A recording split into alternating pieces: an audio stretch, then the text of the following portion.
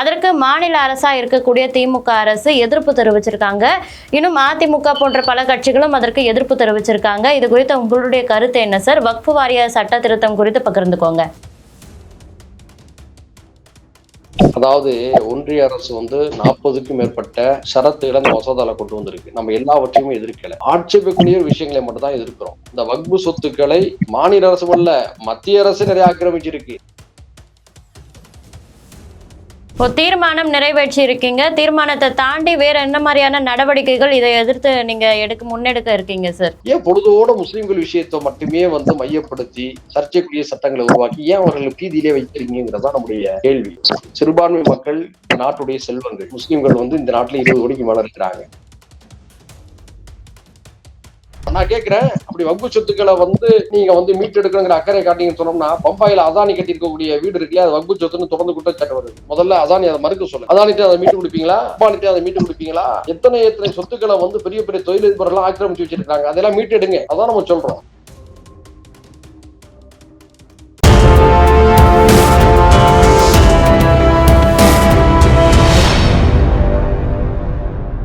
யூதமிழ் நேயர்களுக்கு வணக்கம். இன்னைக்கு நம்ம கூட மனிதநேய ஜனநாயக கட்சியின் தலைவர் தமிமுன் அன்சாரி சார் அவர்கள் தான் இணைஞ்சிருக்காங்க. வணக்கம் சார். வாழ்த்துக்கள்மா. இப்ப பாத்தீங்கன்னா மத்திய அரசு வக்ஃபு வாரிய திருத்த சட்டத்திற்கு மசோதா ஏற்றிருக்காங்க, அந்த திருத்தம் செய்யறதுக்கு. அதற்கு மாநில அரசா இருக்கக்கூடிய திமுக அரசு எதிர்ப்பு தெரிவிச்சிருக்காங்க. இன்னும் அதிமுக போன்ற பல கட்சிகளும் அதற்கு எதிர்ப்பு தெரிவிச்சிருக்காங்க. இது குறித்த உங்களுடைய கருத்து என்ன சார்? வக்ஃபு வாரிய சட்ட திருத்தம் குறித்து பகிர்ந்துக்கோங்க.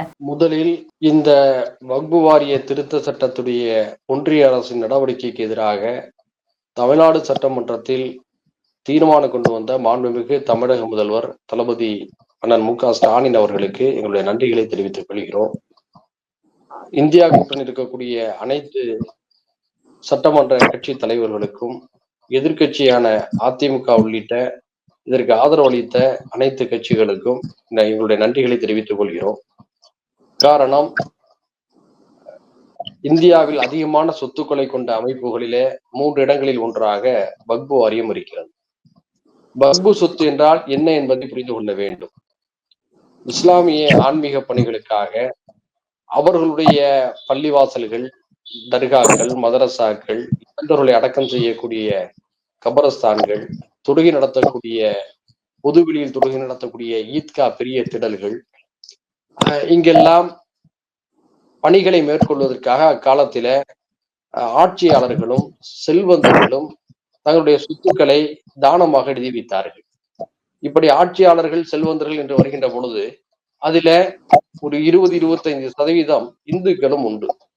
உதாரணத்துக்கு சேர சோழ பாண்டிய மன்னர்கள், தஞ்சாவூரை ஆட்சி செய்த மராட்டிய மன்னர்கள், ராணி மங்கம்மாள் போன்றவர்கள் எல்லாம் அக்காலத்தில முஸ்லிம்கள் மீது கொண்ட அன்பு காரணமாகவும் இஸ்லாத்தின் மீது கொண்ட மரியாதையின் காரணமாகவும் சொத்துக்களை எழுதி கொடுத்திருக்கிறார்கள். அதே போன்று நிறைய இந்து பெரியவர்கள் தங்களுடைய உடல்நலக் குறைவு அல்லது வேறு ஏதாவது ஒரு காரணத்தினால் பாதிக்கப்பட்ட போது திருக்குரானுடைய வசனங்களை அக்காலத்தில் இருந்த மார்க் அறிஞர்கள் அவர்களுக்கு ஓதி அதன் மூலமாக அவர்களை பரிபூர்ணமாக சுகப்படுத்தியிருக்கிறார்கள். இத்தகைய செயல்களால் உந்துதல் அளிக்கப்பட்ட பல பெரியவர்கள் நன்றி நிமித்தமாக, நேர்த்திக்கடன் நிமித்தமாக சொத்துக்களை முஸ்லிம்களுடைய அர்ப்பணிகளுக்கு எழுதி வைத்திருக்கிறார்கள். வக்பு என்றாலும் அர்ப்பணிப்பு என்ற அர்த்தம். இந்த சொத்துக்களை இறைவனுக்காக அர்ப்பணிக்கிறோம் என்று அர்த்தம். அக்காலத்திலே கிரைய பத்திரங்கள் இருக்காது, உங்களுக்கு எல்லாம் தெரியும். இதனால்தான் இந்த சொத்துக்களை எல்லாம் முறைப்படுத்த வேண்டும் என்பதற்காக நம்முடைய நாடாளுமன்றத்துல 1954ஆம் ஆண்டு மத்திய வக்பு வாரியம் அமைக்கப்பட்டது. மாநிலங்களுடைய கட்டுப்பாட்டில் மாநில வக்பு வாரியங்கள் உருவாக்கப்பட்டது. இதனுடைய நோக்கம் இப்படி அர்ப்பணிக்கப்பட்ட சொத்துக்களை எல்லாம் பாதுகாத்து பராமரிப்பதுதான். அதாவது இவற்றை கண்காணிப்பதுதான் வக்பு வாரியத்துடைய வேலை. ஏதோ வக்பு வாரியம் உருவாக்கப்பட்ட பிறகு இந்த சொத்துக்களை எல்லாம் வாங்கியதை போல ஒரு தோட்டத்தை யாரும் எண்ணிவிடக் கூடாது. ஏற்கனவே இந்த சொத்துக்கள் பாதுகாக்கப்படுவதற்காக வக்பு வாரியம் உருவாக்கப்பட்டிருக்கிறது. அந்த சொத்துக்கள் எல்லாம் மாநில அரசால அபகரிக்கப்படுது, அதை மீட்டு கொண்டு வர்றதுக்காக தான் இந்த வக்ஃபு வாரிய திருத்த சட்ட மசோதா அப்படின்னு மத்திய அரசு ஒரு விஷயத்த சொல்றாங்களே சார். அதாவது ஒன்றிய அரசு 40க்கும் மேற்பட்ட ஷரத்துகளை அந்த மசோதால கொண்டு வந்திருக்கு. நம்ம எல்லாவற்றையுமே எதிர்க்கல. ஆட்சேபிக்கக்கூடிய விஷயங்களை மட்டும் தான் எதிர்க்கிறோம். இந்த வக்பு சொத்துக்களை மாநில அரசு அல்ல, மத்திய அரசு நிறைய ஆக்கிரமிச்சிருக்கு. நிறைய தொழிலதிபர்கள் ஆக்கிரமிச்சிருக்காங்க. அம்பானி பம்பாயில கட்டி இருக்கக்கூடிய வீட வக்பு சொத்து தாங்கிற குற்றச்சாட்டு இருக்கு. இன்னைக்கு வரையும் அவங்க மறுக்கல இல்ல. அதே போன்று அரசாங்கத்துக்கு சொந்தமான பல்வேறு நிலையங்கள் வக்பு சொத்துல கட்டப்பட்டிருக்கு. பேருந்து நிலையங்கள், ரயில் நிலையங்கள், அரசு மருத்துவமனைகள், கிரிக்கெட் ஸ்டேடியங்கள், இப்படி நாடு முழுக்க வக்பு சொத்துக்கள் ஆக்கிரமிக்கப்பட்டிருக்கு. அவற்றையெல்லாம் மீட்க வேண்டும் என்ற நோக்கத்துக்கு யாரும் குறை சொல்லவில்லை. அவையெல்லாம் மீட்கப்பட வேண்டும் என்றுதான் சொல்கிறோம். அது மட்டுமல்ல, வக்பு சொத்துக்கள் நிறைய தரை வாடகைக்கு அல்லது குறைந்தபட்ச வாடகைக்கு விடப்பட்டிருக்கு. அதாவது இப்போ உதாரணத்துக்கு சென்னையில மவுண்ட் ரோடு இருக்கு, BMW ஷோரூம் இருக்கு, அது வக்பு சொத்து. ஆனா இவையெல்லாம் மிக மிக குறைவான விலைக்கு வந்து வாடகை கொடுத்திருக்காங்க. இதை வாடகையெல்லாம் உயர்த்தணும். இன்னைக்கு சமகாலத்துல தனியார் நிறுவனங்கள் எப்படியெல்லாம் வாடகை செலுத்துகிறதோ அதுக்கு நிகராக வாடகை உயர்த்தி வக்புக்கு நிதியை சேகரிக்க வேண்டும் என்பதுதான் நம்ம இப்போ விருப்பம். அந்த ஆக்கிரமிப்பு சொத்துக்களை மீட்க வேண்டும் என்பதும் வக்பு சொத்துக்களுடைய வாடகைகளை உயர்த்த வேண்டும் என்பதிலே மாறுபட்ட கருத்து இல்லை. நாமும் அதான் சொல்றோம். ஆனா நம்ம எதை ஆட்சேபிக்கிறோம் அப்படின்னு சொன்னோம்னா, இந்த சொத்துக்களை எல்லாம் வக்புக்கு நிர்வாகம் செய்யக்கூடிய இடத்திலே முஸ்லிம் அல்லாதவர்கள் நியமிக்க வேண்டும் என்று சொல்கிறார்கள். இது என்ன நியாயம்? இப்போ திருப்பதி தேவஸ்தானம் இருக்கு, அதுல போய் முஸ்லிம்களையும் கிறிஸ்தவர்களையும் அதனுடைய நிர்வாகிகளா நியமித்தா யாராவது ஏற்றுக்கொள்வாங்களா? சீக்கியருடைய பொற்கோயில் இருக்கு, அந்த பொற்கோயில் இந்துக்களையும் முஸ்லிம்களையும் கிறிஸ்தவர்களையும் போய் நிர்வாகம் பண்ண நியமிச்சா அந்த மக்கள் ஏத்துக்கிடுவாங்களா? பீகாருடைய புத்தகையாவில் வந்து பௌத்த விகாரம் இருக்கு, அந்த பௌத்த விகாரம் வந்து இந்துக்களும் கிறிஸ்தவர்களும் போய் நிர்வாகம் பண்ணா அந்த மக்கள் ஏத்துக்கிடுவாங்களா? இது பொருத்தமற்றது தானே. அதைத்தான் நம்ம சொல்றோம். வக்பு சொத்துக்களை நிர்வாகம் செய்யக்கூடிய அதிகாரம் முஸ்லிம்களுக்கு தான் உண்டு. அவர்கள் தானே அதை செய்ய வேண்டும் என்று சொல்கிறோம். அதுல வந்து முஸ்லிம் அல்லாதவர்கள் நியமிப்போம் அப்படிங்கிறத நம்ம ஏற்றுக்கொள்ளல. அதே மாதிரியாக புதிதாக யாராவது வக்புக்கு வந்து சொத்துக்களை வந்து கொடுப்பதா இருந்தா அவங்க 5 வருடம் குறைந்தபட்சம் முஸ்லிம்களா இருந்துக்கணுங்கிறாங்க. அது என்ன 5 வருடம் அளவுகோல்? கொடுக்குறவங்க யாரா இருந்தாலும் என்ன, அவங்கள்ட்ட சுய விருப்பத்தில் கொடுக்குறாங்க, அதுக்கே நீங்க கால அளவை நிர்ணயிக்கிறீங்க? இதை நம்ம வந்து கேட்கிறோம்.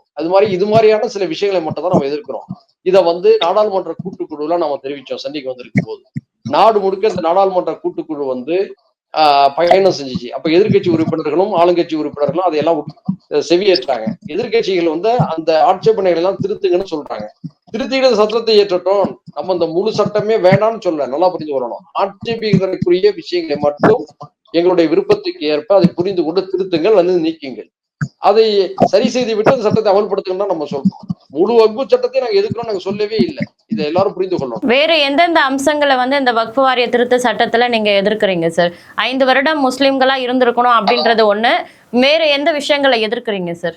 அதே மாதிரியாக ஒரு சொத்து வந்து பிரச்சனைக்குரியதாகுது, இது வந்து வக்ஃப் வாரியத்துக்கு கட்டுப்பாட்டுல இருக்குன்னு நம்ம சொல்றோம். இன்னொருத்தவர் வந்து வக்ஃப் வாரிய கட்டுப்பாட்டுல இல்லை, ஏன் சொத்துன்னு சொல்றாரு. அப்ப இதை விற்கிறதா இருந்தா வக்ஃப் வாரியத்துல வந்து என்ஓசி வாங்கணுமா இல்லையா? அந்த என்ஓசி வாங்குற அதிகாரத்தை வந்து அவங்க கலெக்டர்கிட்ட கொடுக்குறாங்க. நம்ம என்ன சொல்றோம்னா, யாராவது அப்படிப்பட்ட டிஸ்பியூட் ஏற்பட்டு சர்ச்சையை கொண்டு வந்தாங்கன்னா அதுக்கு வக்ஃபு தீர்ப்பாயம் இருக்கு. வக்ஃபு தீர்ப்பாயத்துல போய் அவங்க வந்து புகார் கொடுக்கலாம். வக்ஃபு தீர்ப்பாயம் விசாரிக்கும், நடவடிக்கை எடுக்கும். வக்ஃபு தீர்ப்பாயத்துடைய விசாரணை உங்களுக்கு திருப்தி இல்லைன்னு சொன்னோம்னா நீங்க நீதிமன்றத்துக்கு போலாம். சட்டம் இடம் கொடுத்திருக்கு. அப்படி இருக்கும் பொழுது நீங்க ஏன் அதை வந்து வக்ஃபு வாரியத்தை பறித்து மாவட்ட கலெக்டர்கிட்ட கொடுக்குறீங்க? இது என்ன ஆகும்னு சொன்னோம்னா, குறிப்பாக தென்னிந்தியா விட்டுருங்க, வட இந்தியாவில பிஜேபியுடைய ஆளுகையில தான் பல மாநிலங்கள் இருக்கு. அப்போ பொதுவாகவே கலெக்டர்கள் எல்லோருமே அரசை தாண்டி எந்த முடிவும் எடுக்க மாட்டாங்க. நல்லா புரிஞ்சு, இதுதான் யதார்த்தமான உண்மை. கலெக்டர்களுக்கு முழு சுதந்திரம் இருந்தாலும் நடைமுறையில் என்ன, ஒரு அமைச்சர் கூட்டு சொல்லிட்டாரா கலெக்டர் மீது நடவடிக்கை எடுக்க மாட்டாங்க. அப்போ வட இந்தியாவுல பாஜகவுடைய அதிகாரங்கள் அதிகமாக இருக்கக்கூடிய இடங்கள்ல திட்டமிட்டு இந்த சரத்துகள் சீர்குலைக்கப்படுவதன் மூலமாக வக்ஃபு சொத்துக்கள் கபலீகரம் செய்யக்கூடிய ஒரு அபாயம் இருக்கிறது.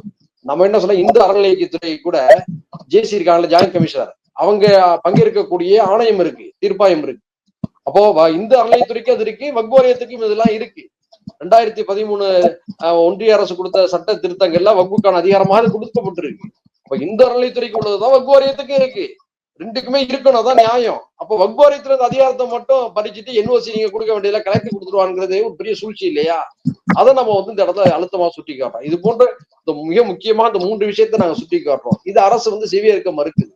அதைத்தான் நாங்க வந்து கண்டிக்கிறோம், எதிர்க்கிறோம். இப்போ தீர்மானம் நிறைவேற்றி இருக்கீங்க, தீர்மானத்தை தாண்டி வேற என்ன மாதிரியான நடவடிக்கைகள் இதை எதிர்த்து நீங்க முன்னெடுக்க இருக்கீங்க சார்? ஆர்ப்பாட்டம், பேரணி, அந்த மாதிரி ஏதாவது விஷயங்கள் முன்னெடுக்க இருக்கீங்களா? தொடர்ந்து இது சம்பந்தமாக ஜனநாயக சக்தி எல்லாருமே போராடுறாங்க. பல்வேறு அரசியல் கட்சிகள், மக்கள் இயக்கங்கள் போராடுகிறார்கள். பல்வேறு சமூகங்களைச் சேர்ந்த தலைவர்கள் எல்லாம் அதிலே பங்கேற்கிறார்கள், தங்களுடைய உணர்வுகளை பகிர்ந்து கொள்கிறார்கள்.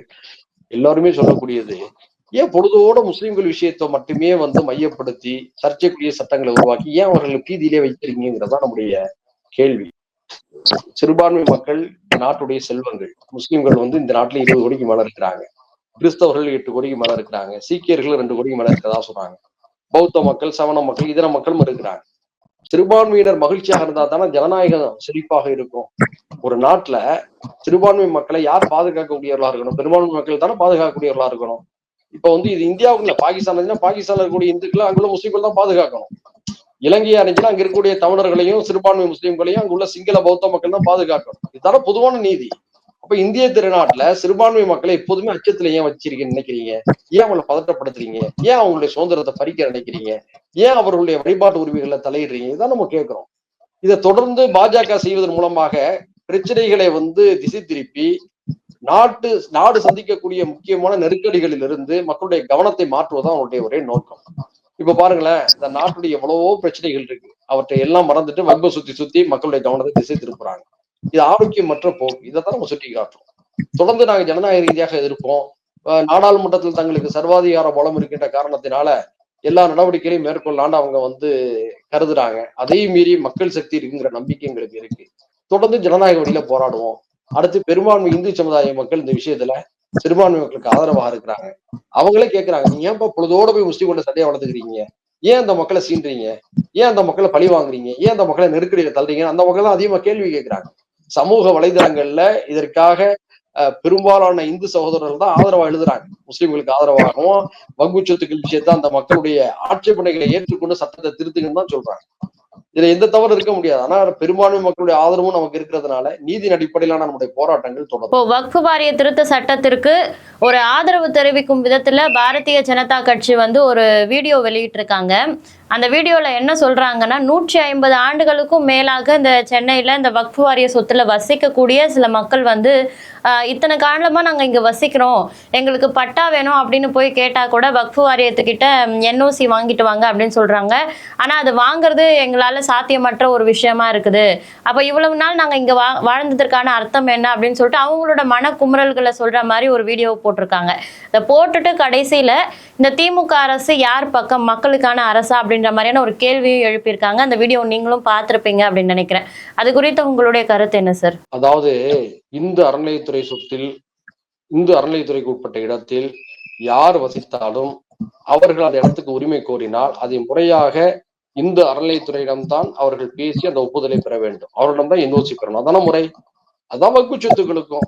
நீங்க 150 நீங்க 300 வருஷமாவும் இருங்க, அந்த இடத்துல இருந்ததுக்கு உங்களுக்கு பட்டா வேணும், முறையா வக்பு வாரியத்தை அணுகுங்க. வக்பு வாரியத்தை அணுகி அதை நீங்க அனுமதியை பெறுங்க. வக்பு வாரியம் அனுமதி கொடுக்காத நீதிமன்றத்துக்கு போங்க, அல்லது வக்பு வாரியத்துக்கு எதிராக போராட்டத்தை நடத்துங்க, தப்பு இல்லை. அதுக்காண்டி வக்பு சட்டங்களையே சீர்குலைக்கணும் என்பதை நம்ம ஏற்றுக்கொள்ள முடியாது அல்லவா? இதைத்தான் நம்ம சொல்றோம். நான் கேட்கிறேன், அப்படி வக்பு சொத்துக்களை வந்து நீங்க வந்து மீட்டெடுக்கணுங்கிற அக்கறை காட்டிங்கன்னு சொன்னோம்னா, பம்பாயில அதானி கட்டி இருக்கக்கூடிய வீடு இருக்குல்லையா, அது வக்பு சொத்துன்னு தொடர்ந்து குற்றச்சாட்டு வருது. முதல்ல அதானி அதை மறுக்க சொல்லுங்க. அதானிட்டு அதை மீட்டு கொடுப்பீங்களா? அம்பானிட்டு அதை மீட்டு கொடுப்பீங்களா? எத்தனை சொத்துக்களை வந்து பெரிய பெரிய தொழிலதிபர்கள் ஆக்கிரமிச்சு வச்சிருக்காங்க, அதெல்லாம் மீட்டெடுங்க. அதான் நம்ம சொல்றோம்.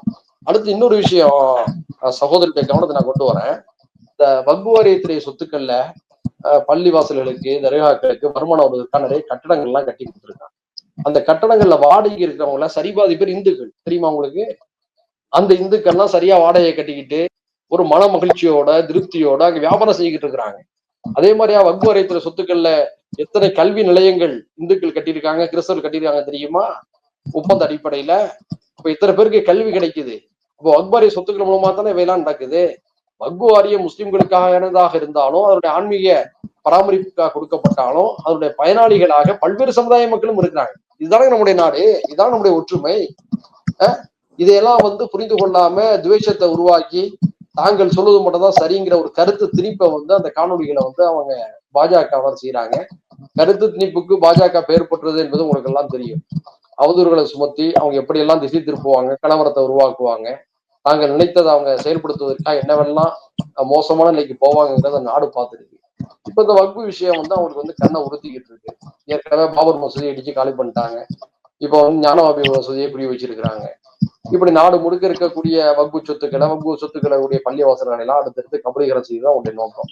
மொத்தத்துல 20 கோடி முஸ்லிம்களை பூச்சி மருந்து கொடுத்து கொலை செஞ்சு அவங்க எல்லாம் புதைச்சிட்டாங்கன்னா பாரதிய ஜனதா கட்சியினரும் RSS சந்தோஷமா இருப்பாங்க நாட்டுல. அது ஒண்ணுதான் இன்னும் நடக்கல. கடைசி அதான் நடக்க போடுறது பாரதிய ஜனதா கட்சியின் ஆட்சியில மோடி ஆட்சி. இவ்வளவு நேரம் நேர்காணல் இணைந்து எங்களுடைய கேள்விகளுக்கு உங்களுடைய விளக்கமான பதில்களை நேரம் ஒதுக்கி அளிச்சதுக்கு ரொம்ப நன்றி சார். நன்றி.